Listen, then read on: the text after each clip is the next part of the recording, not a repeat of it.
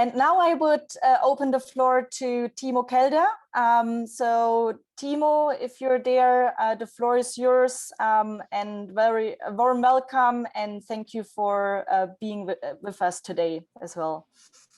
Thank you, Julia, and thanks for the invitation. Great to be here and great to share my experience and as well to hear them from Rashni. I think I get excited myself to reapply after hearing Rashni here. So let me share my presentation of the work we've been developing. It's called Unseen Open. So a little bit of an introduction about me. I'm a PhD student, and during my PhD, I saw ESoC on Twitter, and yeah, I was really excited by the open source development and contributing to a project that anyone could reproduce and could use. So then I also heard from another participant of ESoC 2019 that was really positive about it and excited. So that's how I got to it and applied. And I applied to make a workflow about Unseen. Let me just give you a really short introduction about what this is. So this is a method where you look at extreme events and climate risks. So Unseen is the idea that within your observational record, you might only have a few extremes in, for example, 40 years, whereas using simulations, you might simulate many more kind of extremes and therefore better understand what kind of climate risks might occur. So we been developing this reproducible workflow where these were my main activities to retrieve, pre-process, and evaluate the ensemble. So, for example, we did a case study for the Siberian heat wave. So last year, Siberian heat wave was very anomalous, and that led to permafrost thawing and to local wildfires. And yeah, I was really excited to contribute to this problem and see how we could estimate the occurrence of this kind of event, whereas you cannot really estimate them from a record because this event was unprecedented, never occurred before. So the output of my project was to create documentation so you could repeat the things we did for any other kind of extreme anywhere in the world. So my main output was a read the docs documentation. You could have a look at it at unseenopen readthedocs.io. And I think here, this also shows the kind of the difference to Rashni, where they really developed DeepCAF, so this machine learning model to forecast fires, whereas we were mainly focusing on reproducible notebooks that were focused on end users to retrieve the data and pre-process it, evaluate it.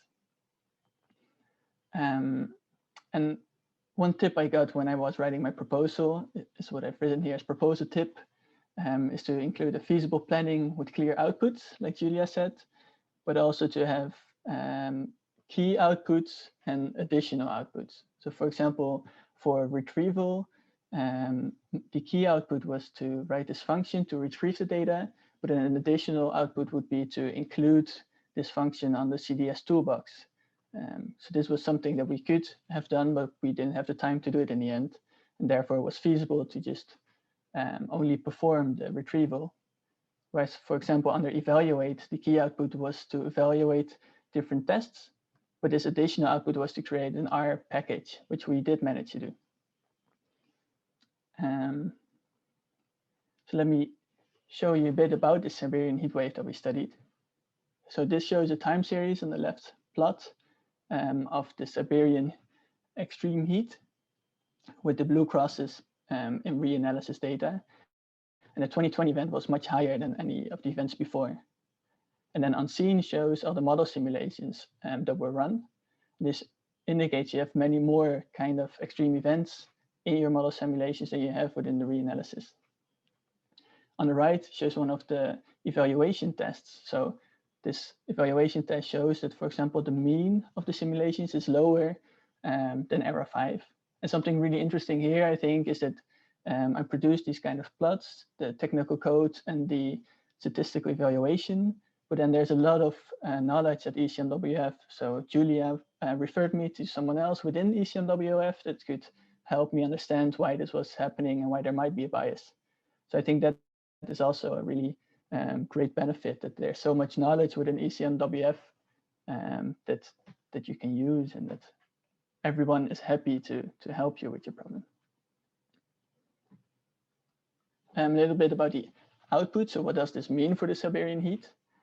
This plot shows the likelihood of occurrence on the x-axis, and then the magnitude of an event on the y-axis. So it shows that the 2020 event is the line with the magnitude above 0, which has caused this permafrost thawing. And then within the simulations, those black dots, there have been many events that almost reach the magnitude of what we have observed. And therefore, you have many kind of case studies, virtual case studies, where you can assess the drivers. And also you can explore the forecast scale. So in the future, you might be able to have an early warning of these kind of events. Then back to you. Please submit your questions so we can answer them. And the most obvious question, would I recommend ESoC? Definitely. Why?